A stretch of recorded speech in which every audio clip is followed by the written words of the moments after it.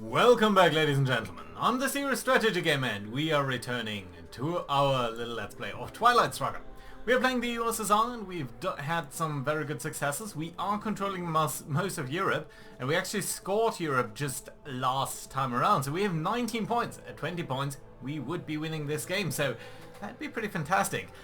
We also have a good control over the Middle East and Asia, so that's nice. The Americans do control South America.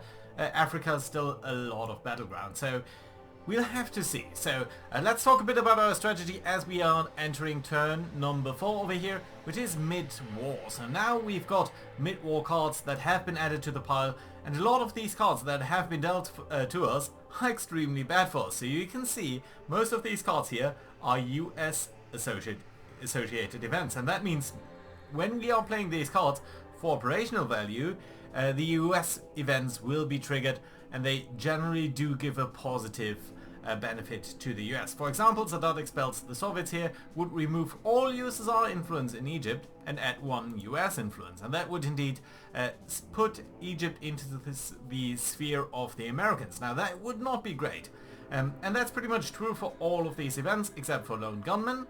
That refers to the Kennedy assassination, and except for Fidel, which of course is a USSR associated event.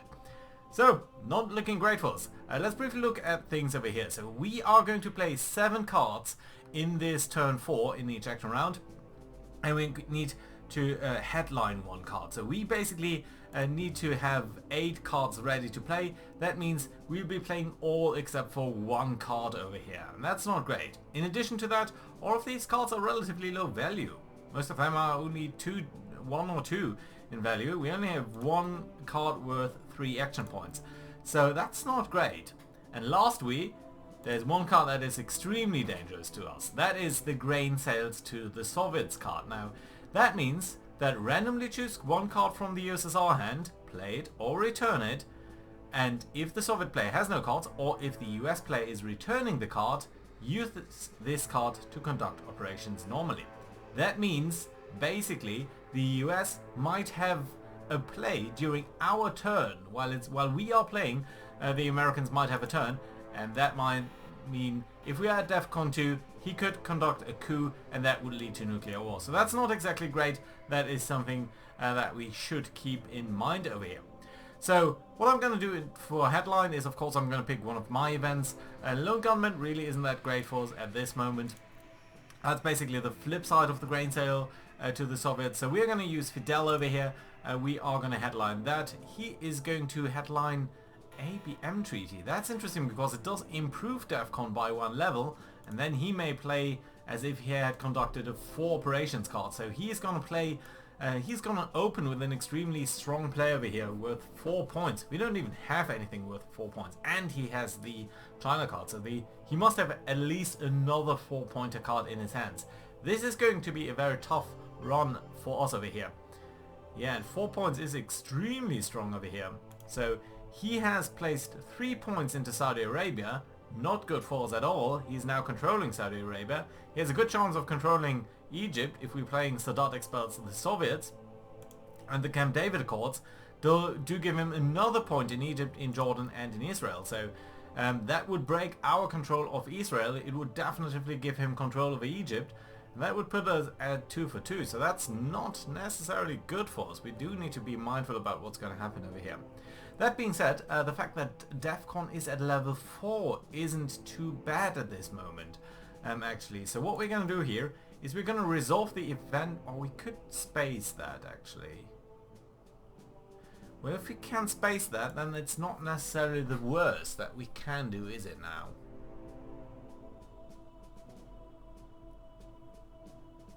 So I think it would be a good idea to start out with a coup. And the reason for that is basically, if we are not doing that, he can conduct a coup. He can conduct a coup at this moment in Asia, in the Middle East, or anywhere else. If he coups in Asia, he might go for Thailand. I do like the fact that we have control over large parts of Asia, so I don't want him to coup over here. Alternatively, he could coup in the Middle East, and he does have some interest in the Middle East, it seems. So that's not necessarily great. We should also think about protecting Cuba here a little bit more by getting into Haiti or Nicaragua. Africa might also be a very good coup target for him. So I think we are going to start out here with a coup. And we could go for, well, either Zaire.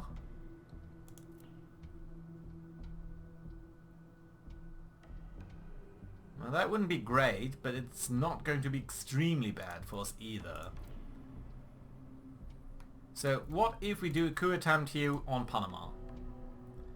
It's not going to be likely to be extremely useful for us. And we do need to control that region to do anything. So let's actually use our strongest card over here, even though I'm a little bit mindful about that, and try to do a coup over here. We are successful in coup in Panama, so that's pretty fantastic. That does mean we get one control over here. It also does mean that we are losing 2 victory points, but that is okay. That's not the worst. Oh, I should have resolved the event first. In that case, I would have not lost the 2 victory points. Ah, that was a bad play for me. So, reason for that is, let's look at that briefly, if we can find it. Capital, where is it? Ah, not that important. Okay, so he's going to do another coup over here in, Zaire, and it's going to be a huge success for him. He has rolled a 6, so that's pretty great for him. On the other hand, we've got flower power now, so USSR gains 2 victory points for every war card that is being played by the Americans. And more importantly, I think that does break Nora, does it? No, it's cancelled by Quagmire. Okay, fine. Right, so what have we got in our hands? What do we need to do here? So again, Asia, Middle East, that to me seem the most important countries. Now, we have some control here in Panama now, which I very much like to see. I think what we could do is actually play this. Now that would add 2 influence in Zaire, but honestly it looks a little bit like Zaire is a lost case for us anyway. I mean, we could try to coup him over here, but even if we're doing that multiple times, that's not necessarily going to go great for us. So what I'm going to do here is so we can play this guy and actually just accept the fact that we're never going to get Zaire back again. I think that's okay. We can go ahead with that. We can place influence. I'm going to place 1 influence in Panama so that we're controlling that.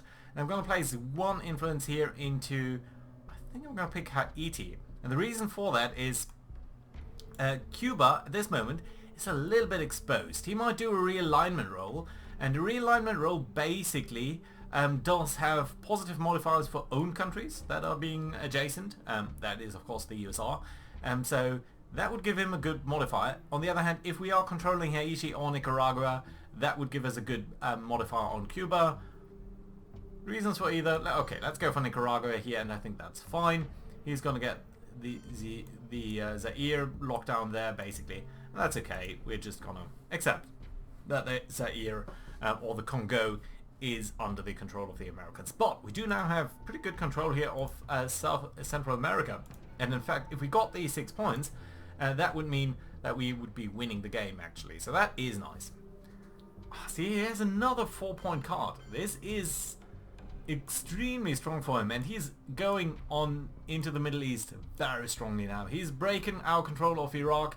He has actually gotten himself into Libya, so this is not good for us. This is not good for us at all. So yeah, we do need to try and counter that. And I think what we're going to do here is Israel, Jordan and Egypt. That would give him control of Egypt. This would give him control as well. But we can play Lone Gunman. Okay, let's play Lone Gunman. Most importantly, not so much because the event is good at all.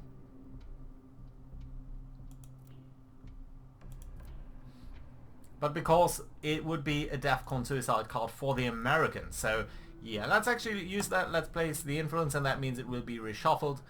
So I think that's going to be okay. And what we can do is, you know what, let's actually replace that in Iraq so that we're regaining that, and he needs to spend 2 points to break our control there if he really wants to. And do that. Yeah, Middle East. For now that would end the game, but I think he'll get control over Egypt, and at that point it will probably be sort of a stalemate over here. Yeah, another 4 points. He has got so many good cards over here. Okay, so he's gotten Mexico. That's alright, we do still control that, but he's also breaking control in Israel, and that indeed is also sort of a stalemate situation over here. Not good, not good at all for us. So I suppose what we can do, remove all USSR influence. So I really don't want to place anything into the USSR. So okay, let's resolve the event first, which means a lot of points going to his side there, and then place influence in Israel just to regain control over that and be done with that event. Yeah, so Middle East, we do control 3 battleground states, he does control 3, so it is a stalemate over here. I don't see any way to break that with our cards. We were really not that lucky this time around, but we do have a very solid lead, so I'm overall pretty optimistic, but, ooh, interestingly enough, so what's going to happen over here?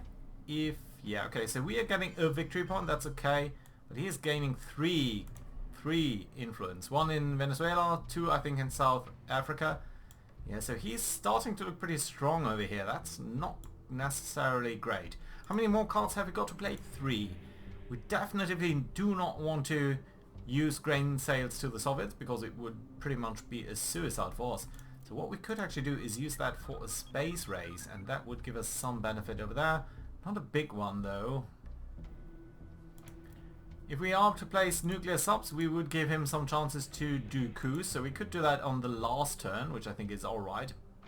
So we basically need to decide whether we're going to play Sadat expels the Soviets, which would just reinforce his position in Egypt, which is okay, but not well, I mean, it's not great, but it's okay, I suppose. On the other hand, puppet governments, that also just gives him a lot of free influence there, so I don't think that's necessarily what we want to do there.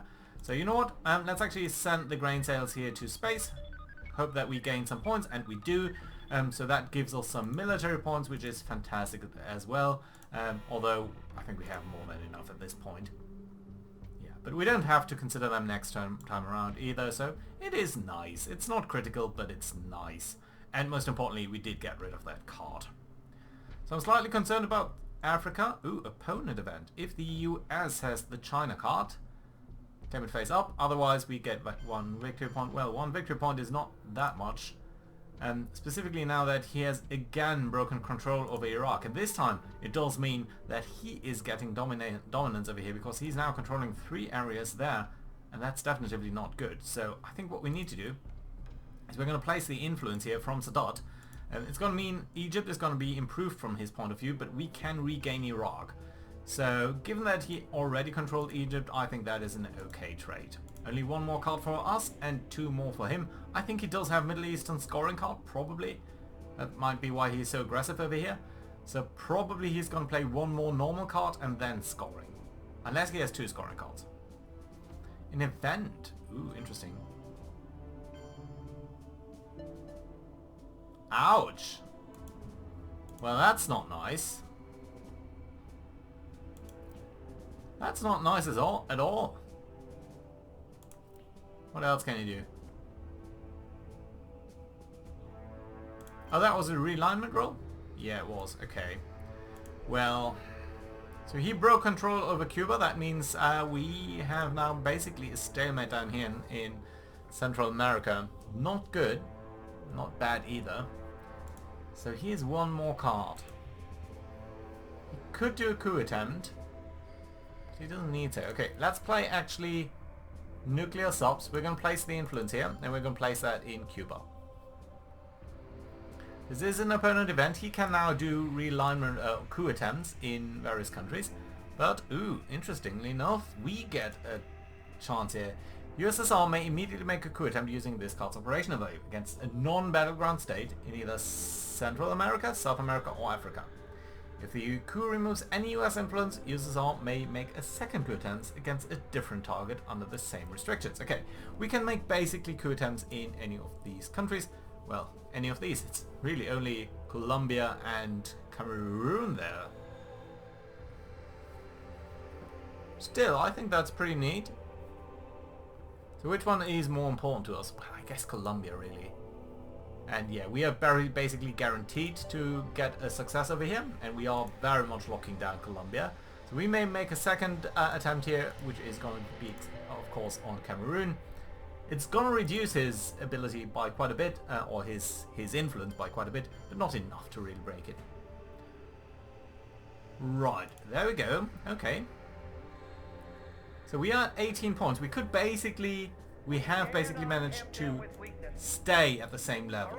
DEFCON is going to improve, but even though we had pretty horrible cards for us, it wasn't that bad. So what shall we do next? Basically we can do another headline, and this time it's looking much better. At least it's a lot more Soviet associated cards. Even though the value of these isn't great, there are not that many 4-player cards. Right, let's briefly look at them. We can do Portuguese Empire crumbles, add to USSR influence in both the Southeast African states and Angola. So that's down here, and where's Angola? There. Well, it's nice, but we don't really need to reinforce Angola. We could play Brezhnev Doctrine, or further operation cards played by the USSR. This turn increase their value by 1. Now that's pretty fantastic. That's pretty great actually. So that would give a lot of points to us. We could do all of the players' coup attempts in Central and South America are +1 for the remainder of the turn, while all opponent coups are -1. That's nice. We're probably only gonna get a single coup over here, but if we are gonna do that on Venezuela, for example, that'd be pretty neat. We can also play South African unrest. USSR either plays 2 influence in South Africa, or adds 1 influence in South Africa and 2 in adjacent countries. So we could basically break him in South Africa, which would be nice. Although, is it really that useful? I do not know. Berlin Wall, add 2 influence in East Germany, and if you're behind or tied with the US in space race, I don't think we are. No, we are ahead, so that's okay. Don't really need to support East Germany. We do have pretty good control over here overall. Warsaw Pact formed. Again, pretty much the same thing, so we don't need that. Cuban Missile Crisis is pretty weird event, so that's okay. And we've got 1 small step. If you're behind the space race, move forward. That's not really the case, so that's okay. So I suppose we're going to play Brezhnev Doctrine simply to get more points overall in the next time around. Now what has he got? He's got colonial rearguards at 1 influence in each of 4 African or Southeast Asian countries. So that's a lot of countries. Specifically, it does include Thailand. What? African or Southeast Asian. So yeah, it's probably going to be Thailand. Potentially Vietnam. Yeah. All of them in Southeast Asia, in fact. He might have the Southeast Asia scoring card there. That'd be interesting. Okay, so what are we going to do now? We've got DEFCON as level 3, so we could do a coup attempt here. And we might want to do a coup attempt here in either the Middle East or Africa. Now in Africa, Algeria, would be a good target. Venezuela would be a good target as well. Might even do Mexico. But I'm still thinking he's played so aggressively in the Middle East that I think we might want to try here. Specifically as it would also save Iran, which is always very vulnerable because it has such a low stability there. That I don't think we need that. And if we're doing a coup now, there'll be pretty much no more coups later on, so we can as well use the Latin American death squads over here and try and go for Libya. But at least we reduced his coverage of that, so that is at least something. So he'll need to reoccupy that, which of course he can because he's adjacent, but still it's okay. Also, I think the card Nasser should still be in play, which might at some point flip Egypt back to us. So all in all, that's okay. 4 influence. And he has now locked Thailand to his side, which is not great because it's a battleground country, and I would like to keep that battleground country under our control. At the moment he only has 2 battlegrounds, so this is still pretty relatively good for us, I would think, but... Well, we do have the Brezhnev Doctrine, right? Up to a maximum of 4. Still have the China card, and if we are placing all of our stuff in Asia, we would get up to 5 points. So we could regain Thailand there. Is that really worthwhile it though?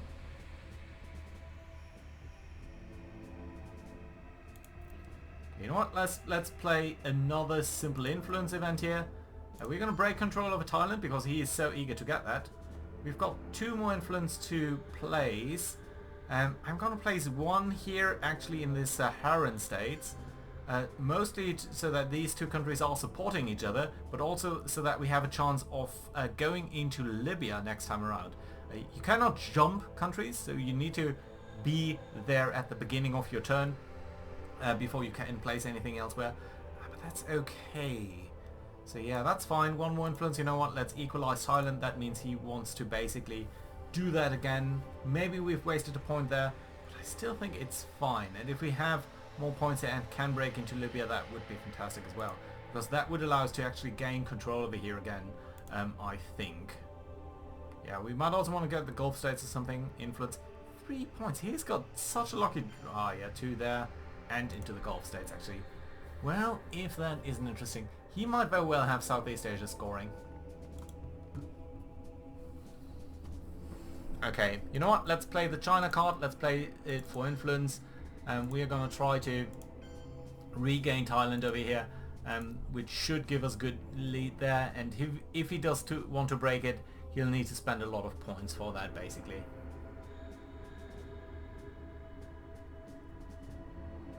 Yeah, so basically reverse the situation here, which I think is going to be okay. Event. Okay, yeah, we need to reveal our cards. He knows we have no scoring card, but he's playing so aggressively down here in Southeast Asia that I must believe he has a scoring card there.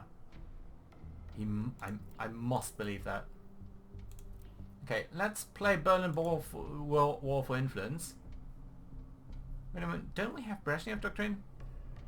We should get 3 points. Yeah, okay, we are getting that. Okay, let's place 2 into Malaysia, so that we have a good match here. So that I think is great, and then we can place 1 more influence anywhere basically. We are dominant in Europe. We're not quite dominant in the Middle East. I cannot place anything in Libya. I did control this, didn't I? Huh.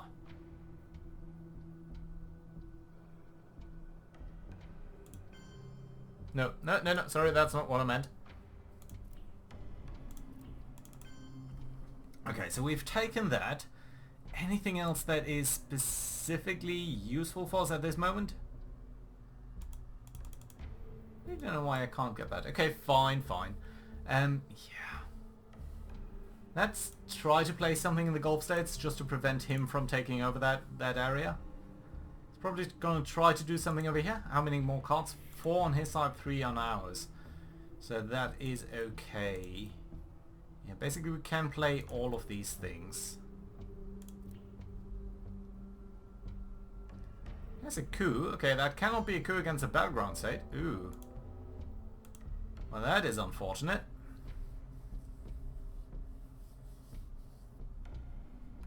Yeah, so he's basically locked us out of Libya now. Not great.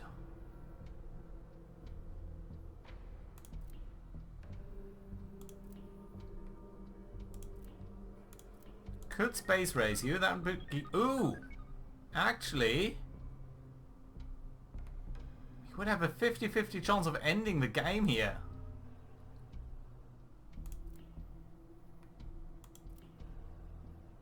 So, if we are playing something on the space race, we need to spend a 2 operation value card, for example Puppet Governments, which is the US card, and if you will roll a 1 to 3, we'd be getting to the next steps, to ICBMs, so Intercontinental Ballistic Missiles.